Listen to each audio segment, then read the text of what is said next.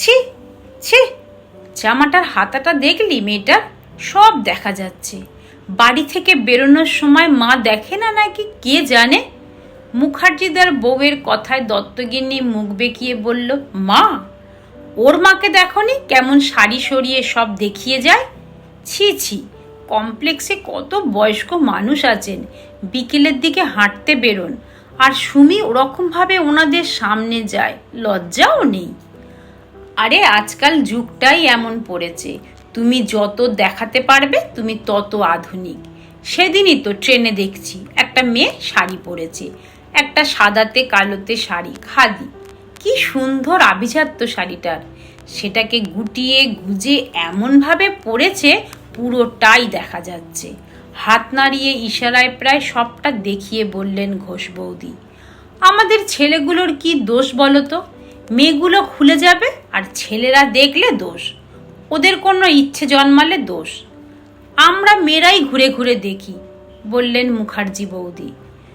দুপুরের দিকে আবাসনের দ্বিতীয় তলায় এনাদের এক হতে দেখা যায়।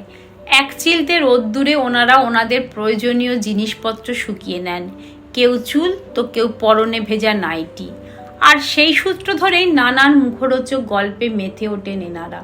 এনাদের সবার একটাই মিল যে সবার একটা করে ছেলে আছে, আর তাদের নিরাপত্তা নিয়ে বেশ ভীত মায়েরা। ভয় তো হওয়ারই কথা, মেয়েরা যে নিজেদের খোলামেলা রেখে ছেলেদের উত্ত্যক্ত করছে।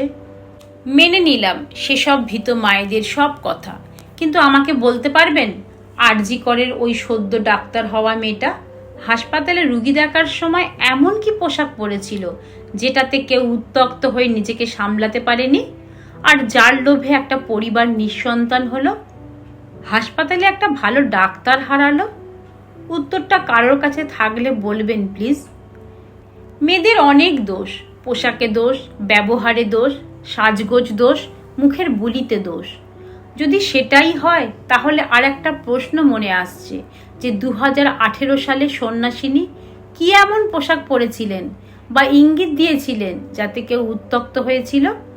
সন্ন্যাস মানে তো ত্যাগ, সমস্ত অনুভূতির ঊর্ধ্বে, তেমনটাই জানতাম। আর সেসব উতরাতে পারলেই তো ওই পোশাকটা পরতে হয়। হায় ভগবান, সেও তো রেহাই পায়নি সেদিন। কবে কার দ্বারা শুরু হলো এমন কাজ খুব জানতে ইচ্ছে করলো বলে প্রশ্নটা গুগলকে করতেই জানতে পারলাম মথুরা ধর্ষণ মামলার কথা। 1972 সালে একটি ঘটনা, যেখানে মথুরা নামে এক তরুণ আদিবাসী মেয়ে 2 পুলিশ সদস্যর দ্বারা ধর্ষিত হয়। ছি, শিক্ষিত মানুষ বলে তো জানতাম এদের। বেশ অবাক লাগছে।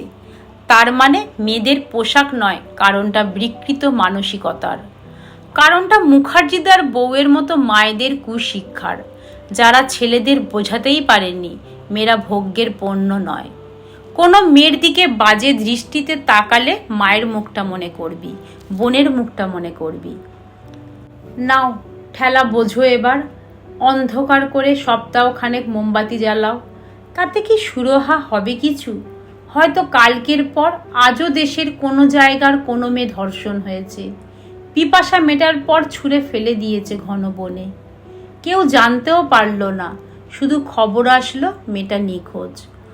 অথচ মেয়েটার বাবা মাকে শুনতে হলো, তোমার মেয়েটা নষ্ট ছিল, নোংরা কাজ করেছে, তাই মুখ দেখাতে পারেনি, পালিয়েছে।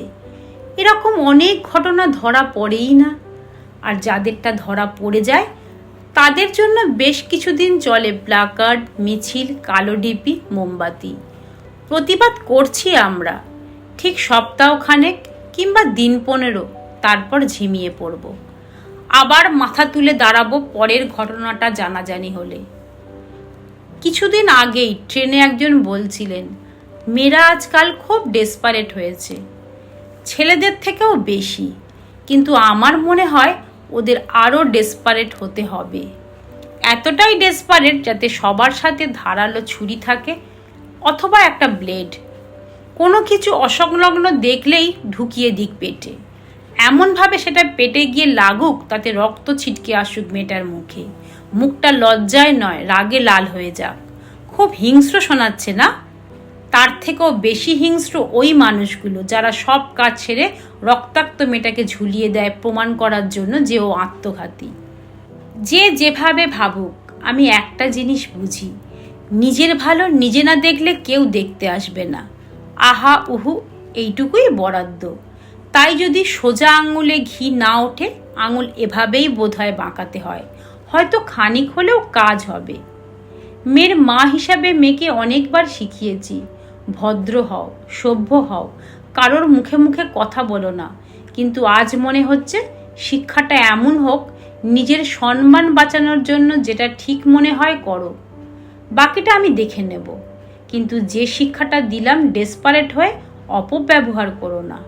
বিশ্বাস করুন, আজ লাইকের বন্যা চাই না, আজ জানতে চাই কি করলে আমরা মেয়েরা একটা সুস্থ জীবন পাবো। রোগ হলে আহা উহু না, রোগের নিরাময় চাই।